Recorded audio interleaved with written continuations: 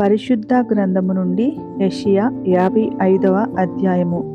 దప్పిగొనిన వారలారా నీళ్ల యొద్దకు రండి, రూకలు లేని వారలారా మీరు వచ్చి కొని భోజనము చేడి రండి. రూకలు లేకపోయినను ఏమియూ ఇయ్యకయే ద్రాక్షరసమును పాలను కొనుడి. ఆహారము కాని దాని కొరకు మీరేలా రూకలిచ్చెదరు? సంతృష్టి కలుగజేయని దాని కొరకు మీ కష్టార్జితమును ఎందుకు వ్యయపరచెదరు?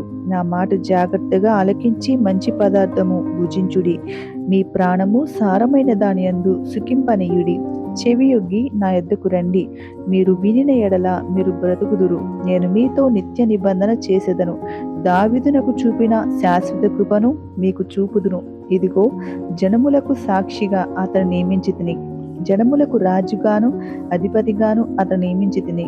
నీవెరుగని జనులను నీవు పిలిచెదవు. నిన్నెరుగని జనులు యెహోవా నిన్ను మహిమపరచగా చూచి, నీ దేవుడైన యెహోవాను బట్టి, ఇశ్రాయేలు పరిశుద్ధ దేవుని బట్టి నీ యొద్దకు పరిగెత్తి వచ్చెదరు. యెహోవా మీకు దొరుకు కాలమునందు ఆయన వెదకుడి, ఆయన సమీపములో ఉండగా ఆయనను వేడుకొనుడి.